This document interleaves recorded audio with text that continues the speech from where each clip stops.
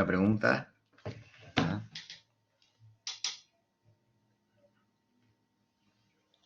Bueno, decía entonces, clase 6 de nuestro curso de negociación, de comunicación y negociación.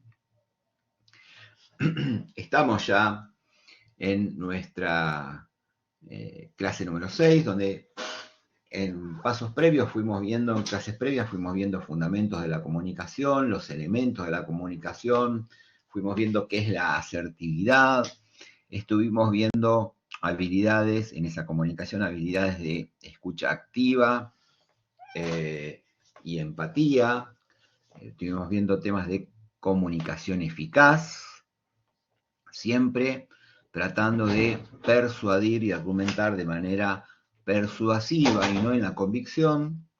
Luego comenzamos a ver todo lo que tiene que ver con la gestión de los conflictos, recordando que siempre el conflicto es inevitable y una de las maneras de resolver los conflictos es la negociación. Bueno, empezamos a ver algunas técnicas de negociación, vimos también el método de Harvard para negociar y posteriormente vamos a ver lo que es la ética en las negociaciones. Pero bueno, estamos en nuestra clase número 6, hoy continuando la temática del manejo de los conflictos, la resolución de los problemas. Algunas orientaciones habíamos comenzado ayer a ver acerca de cómo ser emocionalmente más inteligentes al momento de trabajar o de nuestras relaciones familiares o de nuestros momentos conflictivos. Luego vamos a ver hoy cómo liderar esos conflictos que ocurren y mencionar algunas categorías de poder en el momento de las negociaciones. Estábamos trabajando en el método de Harvard con los principios que vemos en los modelos de Fisher y Uri. Estos dos profesores trabajaron en un modelo donde había 4 elementos básicos, que era focalizarse en los intereses y no en las posiciones de cada uno de los que están involucrados en un conflicto. Un momento 2 que nos hablaba de separar claramente a la gente del problema conflictivo. Luego, este método de Uri y Fisher habla, mejor dicho, de inventar opciones de mutuo beneficio para las personas que están involucradas en el conflicto. Y además, insistir en objetivos claros, criterios claros para el momento de resolver esos conflictos. Para esto, además, ellos decían de desarrollar las mejores o una gran cantidad de alternativas para negociar adecuadamente. La mejor alternativa para un acuerdo negociado, las MAN. Alternativas que tienen que ver con la creatividad, pero claro, para desarrollar estas alternativas uno debe conocer perfectamente al interlocutor, al prospecto, a quien está enfrente nuestro, frente a esa negociación, frente a esa resolución del momento conflictivo. Luego, habíamos visto que un profesor suma a esta propuesta de Fisher y Uri, el profesor Michael Wheeler, habla de, además de desarrollar el método Harvard, nosotros en el momento en que estamos desarrollando esa negociación, que está en progreso esa negociación, tenemos que establecer una meta provisional, tener además un plan B, si las cosas no suceden como lo teníamos previsto, imaginar cuál es nuestro juego, en definitiva, cuáles son nuestras metas, cuáles son nuestros objetivos claros, hacia dónde queremos llegar, establecer que siempre que estamos negociando estamos aprendiendo y tomando experiencia de esa negociación, ver claramente que uno tiene que estar flexible y adaptarse a todo lo que está sucediendo en esa negociación y tener en claro que tenemos enfrente a alguien que también tiene intereses, tiene necesidades, por lo tanto debemos saber cómo piensa quien tenemos enfrente. Tenemos que tener además una opción para la salida, tener en claro en qué momento salimos o damos por terminado el proceso de negociación. Por eso es que siempre debemos tener bien presente en qué momento vamos a desarrollar el cierre de esa conversación. Es decir, que el proceso de negociación tiene que ver con pensar o tener en claro los intereses de los participantes en ese conflicto, en esa negociación, el criterio que nos va a llevar al buen puerto en esa negociación y la variedad de opciones o de alternativas que tenemos para resolverlo. Esto siempre en un proceso de comunicación eficaz, algo que repetíamos ayer, todo esto en un proceso de comunicación eficaz, cuidando siempre lo más sagrado que es el vínculo con el otro, porque queremos siempre establecer una relación de largo plazo y por lo tanto generar compromiso en llevar adelante las alternativas que estamos desarrollando. Para eso, ayer además, vamos a hacer un rápido resumen de lo que estuvimos trabajando, que más allá de el intelecto de quien está desarrollando esa negociación, y más allá de que si fuese con un coeficiente intelectual muy alto, además de eso, se necesita tener, para manejar los conflictos adecuadamente hacia el éxito, inteligencia emocional. Es decir, no alcanza con ser inteligente, no alcanza con tener un coeficiente intelectual alto, sino que se espera además tener inteligencia y desarrollar inteligencia emocional.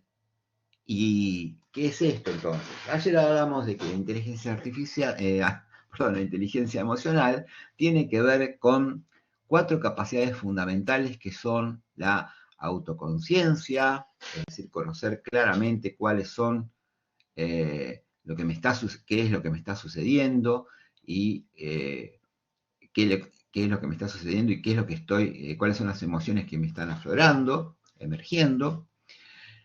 Tener capacidad de autorregulación o autodirección, es decir, saber muy bien qué hago con esas emociones, cómo las manejo, hacia dónde las dirijo.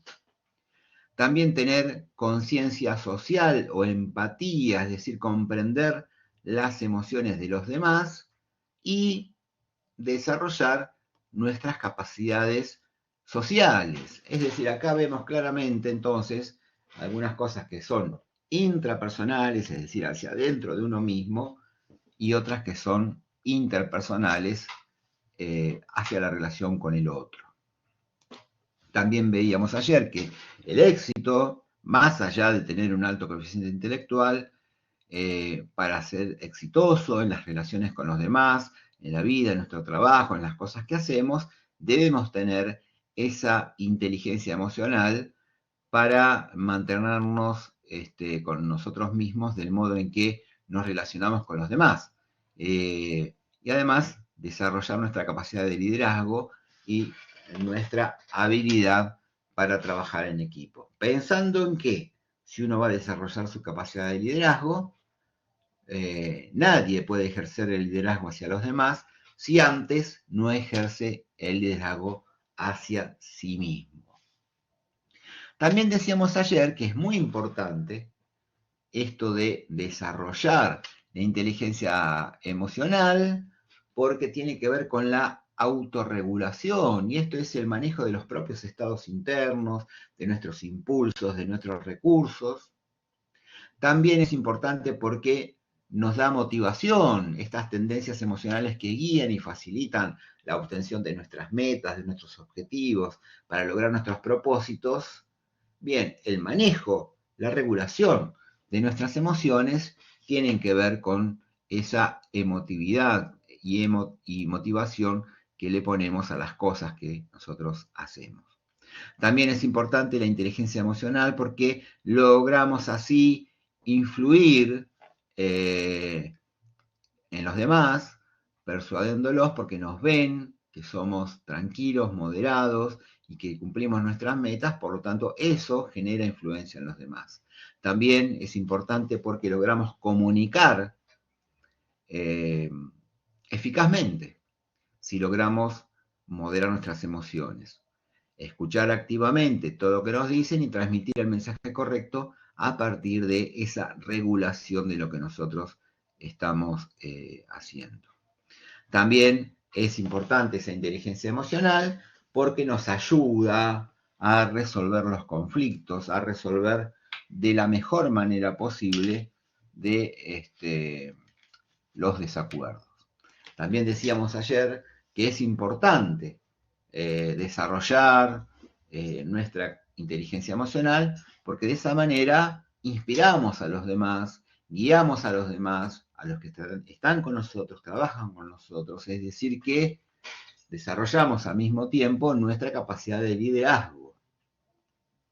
También es importante desarrollar nuestra inteligencia emocional porque termina siendo un catalizador para las transformaciones. Nos ayuda a cambiar, nos ayuda a cambiar las cosas, a transformar las cosas para lograr lo que queremos lograr, el futuro deseado. Nos ayuda además a establecer vínculos sanos, relaciones nutritivas, conversaciones poderosas que son transformacionales.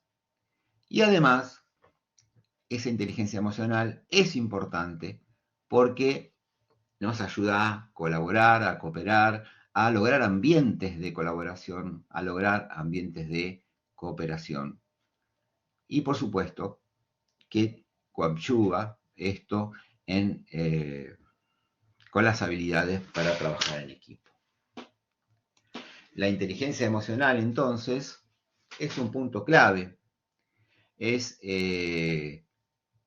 utilizar las emociones de forma inteligente a nuestro favor, regularlas, encauzarlas y que se conviertan en algo que nos sesgue el pensamiento, que nos nuble el pensamiento, que nos haga pensar erróneamente. Las habilidades que hay que desarrollar, decíamos ayer, que son habilidades intrapersonales y habilidades interpersonales. Las intrapersonales son hacia adentro nuestro, como ser la autoconciencia, es decir, el reconocimiento de esas emociones, hacerlas conscientes a esas emociones. Esto llevaría a que podamos autorregularnos, es decir, moderar la expresión de esas emociones, y esto me llevaría a estar motivado para lograr las cosas que queremos lograr. Habilidades que tienen que ver, porque está el otro, las interpersonales entre las personas, tienen que ver con el reconocimiento de lo que están sintiendo los demás, es decir, la empatía. Y habilidades sociales como la asertividad y lograr comunicar eficazmente y conversar de manera transformadora con los demás. Por último, decíamos ayer que las personas con un alto nivel de inteligencia emocional saben qué emociones se experimentan y por qué las experimentan, perciben los vínculos entre sus sentimientos y lo que piensan, hacen y dicen lo que realmente están pensando hacer y son claros al decirlo, no se arrepienten de lo que dicen, porque moderan sus emociones, conocen sus puntos fuertes y sus puntos débiles, es decir, sus fortalezas y sus debilidades, son reflexivos, aprenden de la experiencia, es decir, que son resilientes, más allá de las frustraciones, y tenemos que aprender a ver la frustración como un evento transformador que logra que nosotros podamos resolver, adquirir experiencia y sobrellevar y hacer nuestro camino a otro nivel superior. Se muestran seguras de sí mismos, pueden expresar sus opiniones sin que despierten rechazo porque moderan la forma en que lo dicen, pensando empáticamente en cómo es que no van a perjudicar al otro. Manejan bien los sentimientos, sus impulsos, sus emociones perturbadoras. Piensan con claridad y no pierden la concentración. Recuerden que la concentración tiene que estar siempre presente para llevar adelante el desarrollo de nuestra inteligencia emocional. Decíamos ayer, por último, que la autoconciencia, entonces, a modo de resumen, lo decíamos, es identificar los sentimientos propios. La autoconciencia social es desarrollar la empatía, esta habilidad interpersonal para ser capaz de ponerse en el lugar del otro. La autogestión, como dominar nuestros sentimientos y superar aquellos obstáculos que no que estén en nuestro camino y que nos hagan caer en frustraciones y nosotros entonces levantarnos de forma resiliente. También para ser emocionalmente más inteligentes debemos aprender a tomar decisiones, ya que siempre las transformaciones son a partir de las decisiones que tomamos.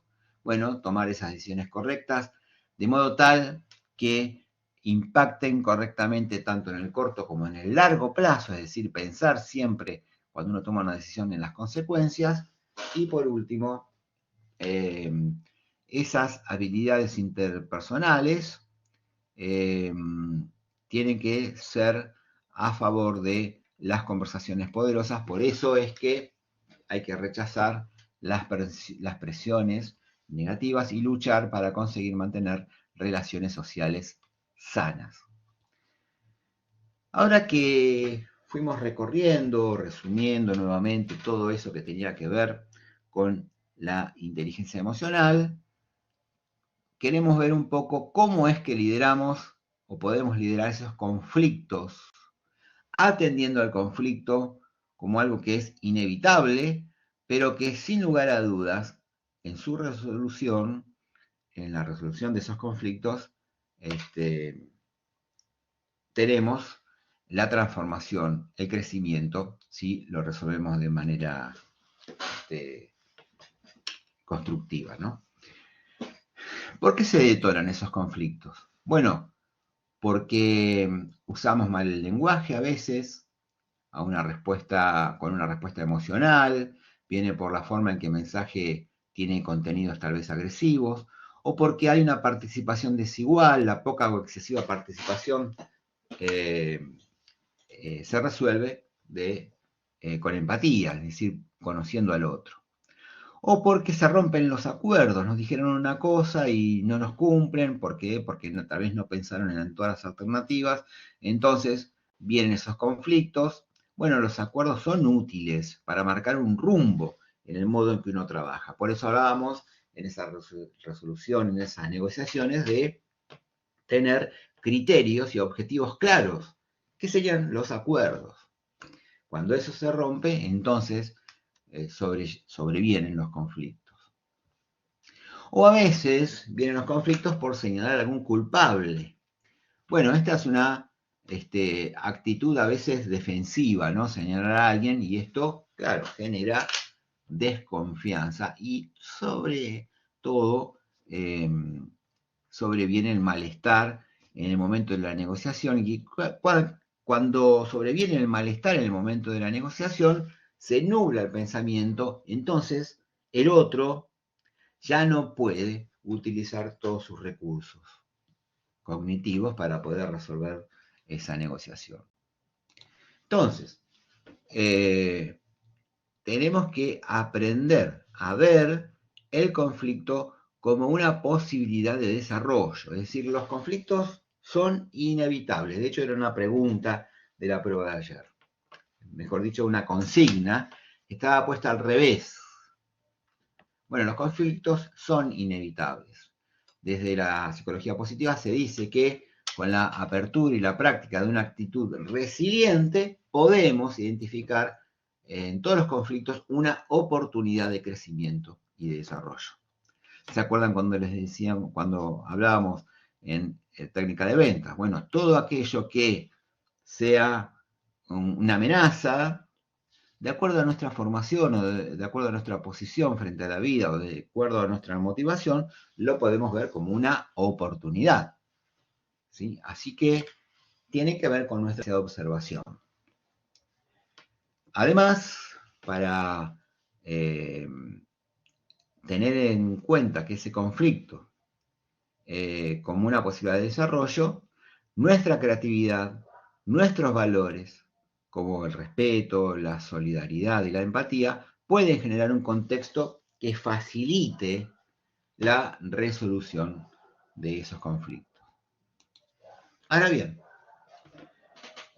pensemos en los marcos en que nosotros podemos llevar adelante un proceso de negociación, por ejemplo. Bueno, son momentos en que nos encontramos con otros y si queremos colaborar con otros, también está la situación individual, es decir, está nuestra relación con los demás, nuestra cooperación con los demás, representada acá en el eje de las X, pero también está nuestra convicción individual, lo que nosotros pensamos.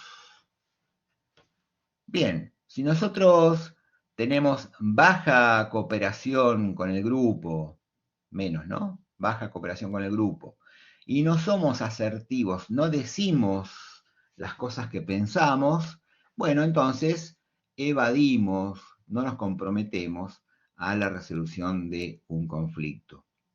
Claro, para resolver un conflicto así, entonces siempre vamos a perder. No hay manera entonces, porque evadimos la solución de los conflictos. Si nosotros expresamos claramente lo que nos hace mal, lo que pensamos y está en contra de lo que se está resolviendo y no queremos colaborar, no queremos cooperar con el grupo, entonces es un momento de coacción. Nosotros nos sentimos que la negociación tiene que ser a nuestra manera. Claro, esto sería un momento de ganar y que alguien tenga que perder. Porque si queremos resolverlo de manera poco colaborativa y expresando todos mis pensamientos y que todo sea para mí, entonces no queda otra que ganar. Está lo opuesto, ¿no? Supongamos que yo expreso todo lo que siento y además soy muy colaborativo, pero claro, eso es un poco a tu manera y un poco a mi manera, es decir, que ambos perdemos un poco. Sería una solución de colaboración. Si queremos ser muy colaborativos con todo el contexto, pero nunca expresamos nuestros sentimientos, lo que pensamos, somos callados, no decimos lo que pensamos, entonces somos complacientes. Claro, acá perdemos nosotros y ganan todos los demás. Es decir, que hacemos las cosas a tu manera, aunque yo me quede desconforme. Bueno, la búsqueda nuestra es una solución de compromiso, es decir, una solución de ganar-ganar, es decir, a nuestra manera, es decir, a mi manera y a tu manera, a nuestra manera. Es una solución intermedia entre digo todo lo que pienso, pero también me comprometo cooperativamente para resolver los conflictos. Este modelo de negociación que nosotros estamos estudiando y llevando adelante tiene que ver con este cuadrante, ¿no? Con el centro de toda este cuadrante que estamos estudiando. Técnicas para resolver los conflictos hay varias, ¿no? La ilusión, habíamos dicho, lo caótico, el arbitraje, pero hay una que estamos estudiando que es la negociación. y a veces la mediación. Pero básicamente la negociación y mediación son aquellas que nos permiten ir hasta la base del problema para solucionarlo y pretenden resolver una situación que, de no utilizarse, daría pie a otras situaciones mucho peores, como lo que decíamos, ¿no? Una solución caótica, una solución de elusión, donde yo eludo el problema y lo dejo estar, o dejo que todo explote. Bueno, no, la negociación y la mediación son las alternativas que estamos estudiando porque pensamos que son las alternativas correctas. Con precisión, la negociación es una técnica donde intervienen solo las partes que están implicadas, no hay un tercero mediando. En la negociación estamos tratando de encontrar una solución al conflicto. ¿De qué manera? Bueno, negociando, escuchándonos, buscando la cooperación, pensando en ser asertivos, no pensando, sino siendo asertivos, perdón, y podemos recurrir a terceras personas para que sean quienes decidan la resolución, pero eso ya sería un arbitraje. Pero por eso insistimos en la negociación. ¿Y qué vemos en una negociación? Primero, el método. El método que veníamos desarrollando, ¿no? Este método de Harvard, por ejemplo, de distinguir a las personas y separarlos de los problemas, porque lo que queremos resolver es los problemas. Y para esto, viendo a las personas, percibir claramente cuáles son sus emociones, desarrollar una buena comunicación, prevenir el desarrollo de una buena comunicación y mantener ese vínculo en el largo plazo. Recuerden que el método también decía que fijémonos en los intereses nuestros y del otro, y no en las posiciones férreas que tiene cada uno de los participantes. No plantarnos en una posición y decir, no, yo de acá no me muevo, sino pensar claramente en nuestros intereses. Recuerden el ejemplo de la biblioteca, ¿no? Y de la pelea por abrir o no la ventana. Es decir, estaban en una biblioteca dos personas y en un momento uno va a abrir la ventana completamente, el otro va, la cierra y la deja un poquitito abierta nada más, y ahí empieza una lucha, no una lucha, sino una pelea en abrir la ventana o dejar un poco abierto. Viene una tercera persona, pregunta qué es lo que está sucediendo, y ve que hay dos posiciones opuestas, una de abrir toda la ventana y la otra posición es no, dejar la ventana una ranura abierta, un tanto abierta.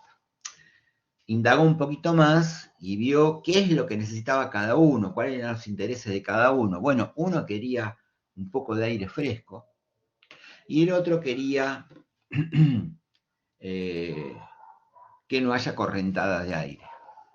Bien, esta tercera persona fue a abrir la ventana de otra habitación, cerró la de la biblioteca, de modo tal que haya aire fresco y además que no haya correntadas de aire.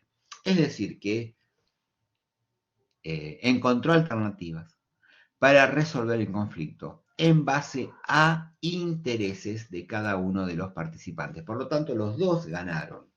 Y ese es el modelo que estamos proponiendo.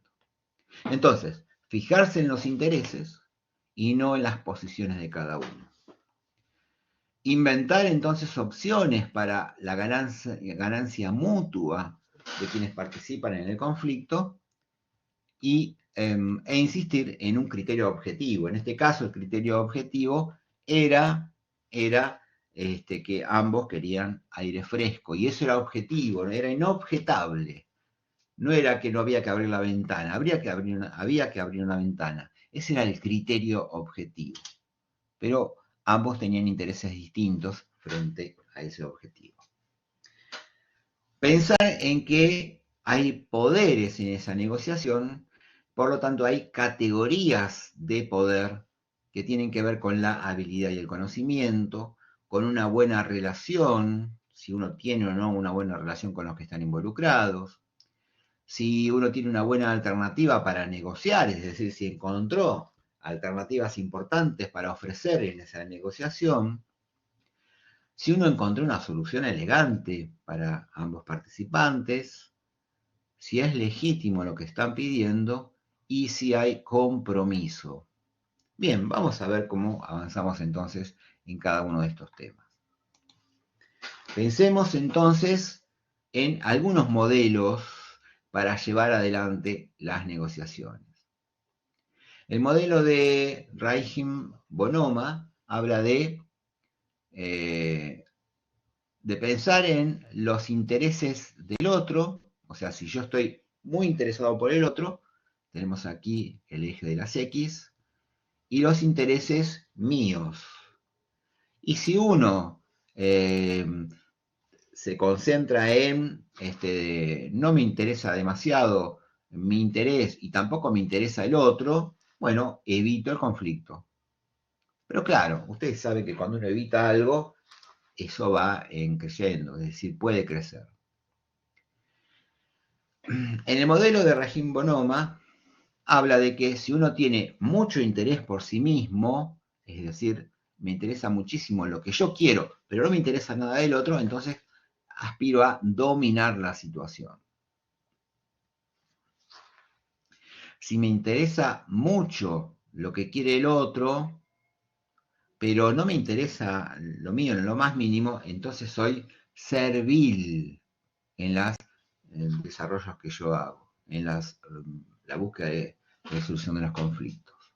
Y si me interesa mucho el otro y además me interesa mucho lo mío, bueno, me integro con el otro. Bueno, la búsqueda nuestra en el modelo de Rahim Bonoma es lograr un compromiso, el compromiso de las partes, donde ambos ceden para intentar llegar a un acuerdo aceptable por ambas partes. Pero claro, ese acuerdo aceptable tiene que estar basado nuevamente en los intereses y no solamente en las posiciones.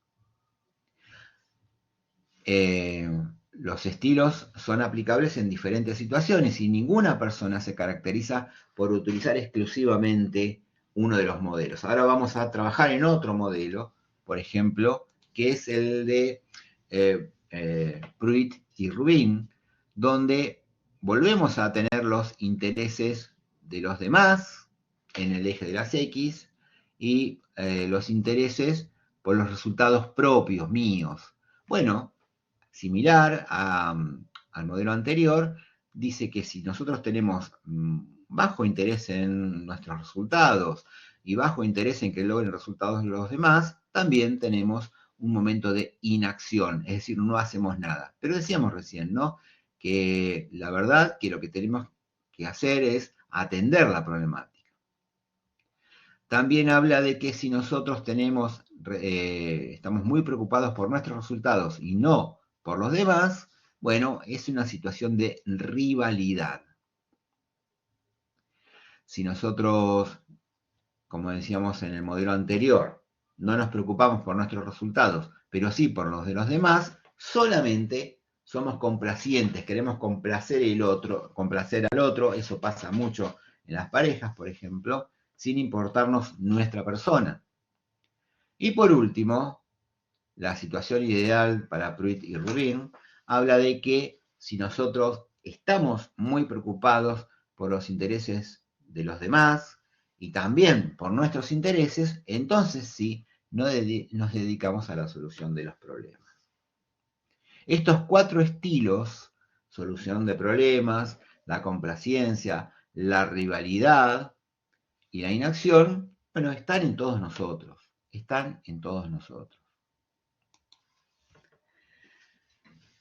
Claro, en ese mismo modelo, solucionar los problemas tiene que ver con un alto interés por los resultados propios y los del otro, complacer tiene que ver con un bajo interés por los resultados propios y altos del otro, la rivalidad tiene que ver con un alto interés por mis resultados, mis intereses, y no me interesan los de los demás, y la inacción es cuando no me interesa absolutamente nada. Bueno, lo interesante sería una solución que acomode esto, una solución sumativa a ambos conceptos.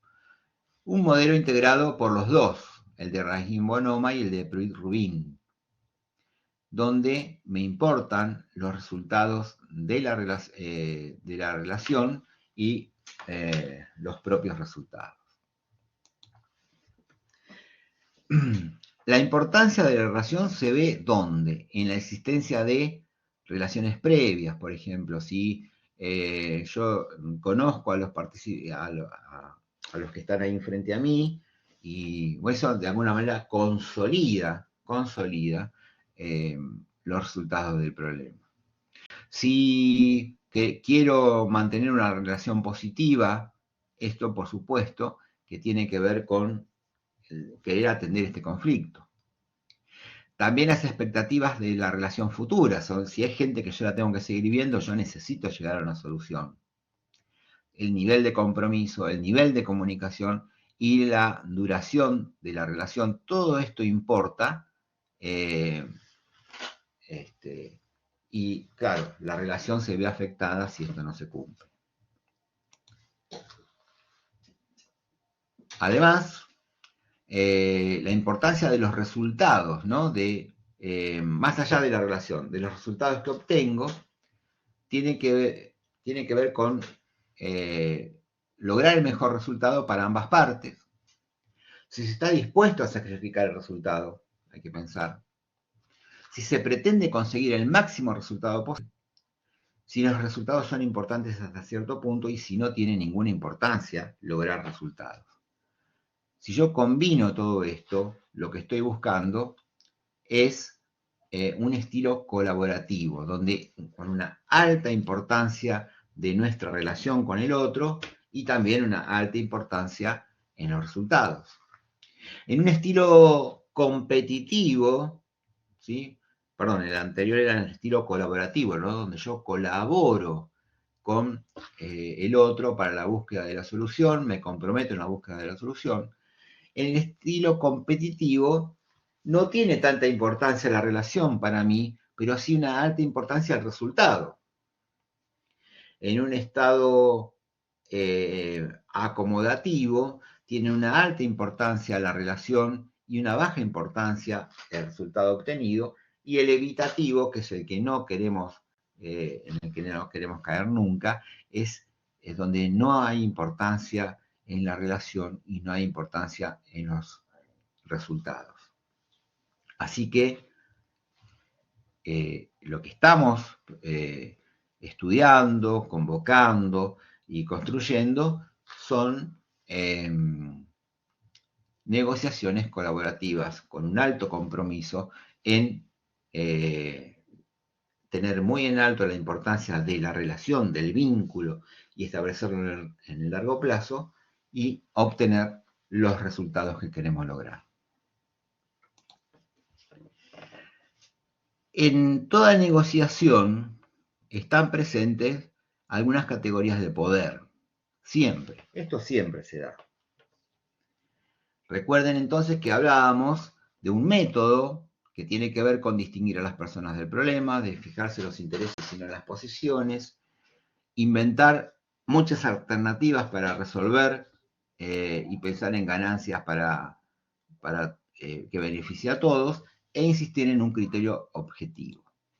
Y el poder tiene que ver en ese momento, en ese proceso de negociación, con mis habilidades para ejercer alguna influencia en ese proceso de negociación, en función de que yo tenga alguna habilidad o algún conocimiento para establecer ese proceso de negociación.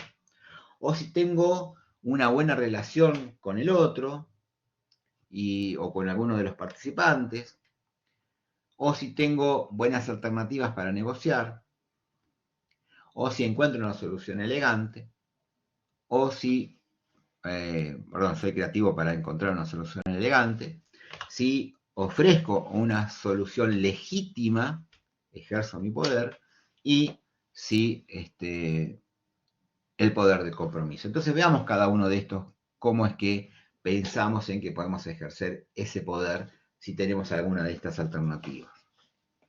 El poder del conocimiento, ¿sí? El conocimiento es poder. Si yo sé más que el otro, si tengo alguna información privilegiada que el otro no tiene, eso me da poder en esa negociación. Está en mi ética llevar adelante esa negociación sin ejercer ese poder. Con todo lo demás, un negociador experimentado es más capaz de influir en el otro, en las decisiones, si yo tal vez trato de sesgar esa negociación. Para esto siempre tiene que estar presente la habilidad de escuchar claramente, de entender de forma empática las emociones, las preocupaciones del otro y lograr ser sensible a lo que está sintiendo el otro. Si yo reconozco todo esto, evidentemente estoy en una situación de poder. Si yo reconozco en el otro, y esa situación de poder no me da derecho a mí a tomar ventaja en esa negociación. Por eso, en la clase que viene vamos a ver cuestiones que tienen que ver con la ética.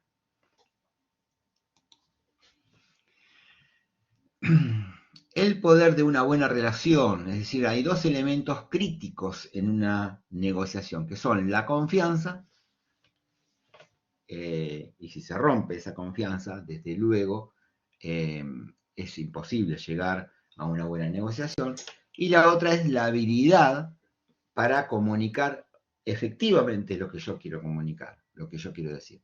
Esas dos circunstancias me dan a mí un poder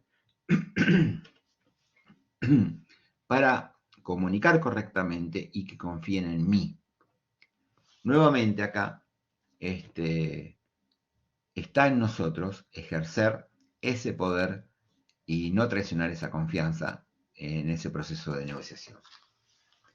El poder de una buena alternativa, es decir, cuanta más alternativas tengo, y si yo encuentro una alternativa preciosa, algo que realmente es interesante, bueno, mi poder en la negociación depende de cuánto bien me puede ir si me retiro. Es decir, negociar un salario sin otra oferta de trabajo, es decir, no es lo mismo estar negociando un salario si yo no tengo a dónde ir, a que si tengo otra propuesta. Desde luego que estoy en una situación de poder.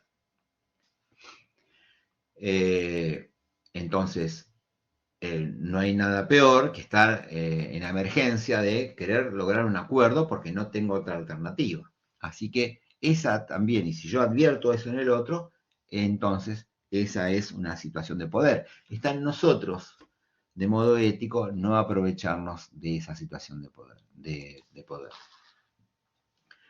Entonces, tener la mayor cantidad de alternativas posibles, eso de alguna manera también me trae una situación de poder. Y en esto tenemos que ser creativos.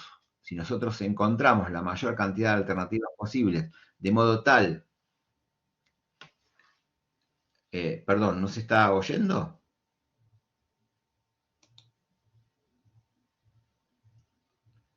¿Se escucha? Escucho bien, ¿eh? Ah, perdón. ¿Cómo vamos hasta acá? ¿Vamos bien? No falta mucho, ¿eh? Quería dejarles... Perfecto, profe. Bien.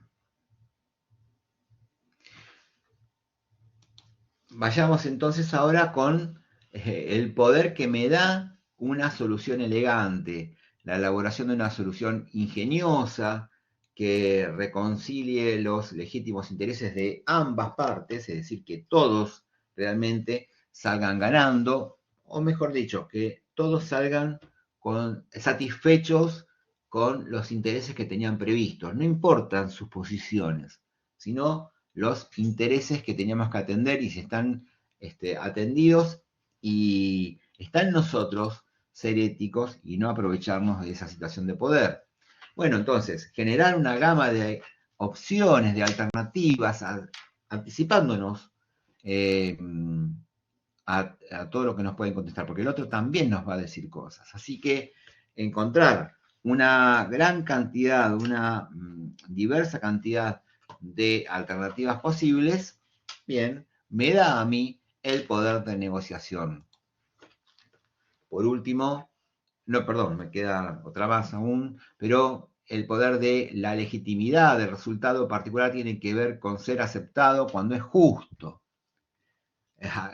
Cuando escribía esto, me hacía acordar a la negociación de el impuesto a las ganancias, ¿no? Es muy difícil decir que no cuando vos sabés que algo es legítimo, aunque sabés que tiene controversias. No me estoy metiendo en política, ¿no? No quiero decir si está bien o está mal, pero lo que quiero decir es que, como algunos diputados decían ahí, estaban en una alternativa de que sabemos que esto es legítimo, pero no sabemos si no queremos decir que no lo podemos aceptar. Es decir, si yo estoy conforme en que lo que estoy obteniendo es legítimo, es muy difícil decir que no. Eso tiene que ver con el criterio objetivo de lo que yo estoy buscando. ¿Sí, Luis? ¿Me querías decir algo? ¿Levantaste la mano o quedó de hoy? La verdad que no me di cuenta. Bueno, por último, el poder del compromiso. Compromisos afirmativos, aquellos con los que estoy dispuesto a estar de acuerdo, es decir, yo me comprometo y esto me da poder porque quiero llegar a una solución.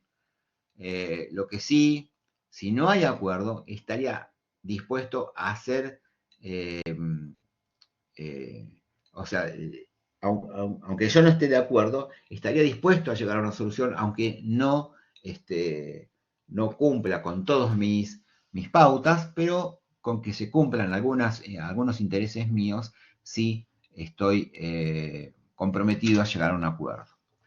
Ahora bien, de la misma manera, hay compromisos que son compromisos negativos, un compromiso que yo no estoy dispuesto a tomar si hay ciertos acuerdos que no cumplen con algunas pautas mías. Una amenaza de que, y esto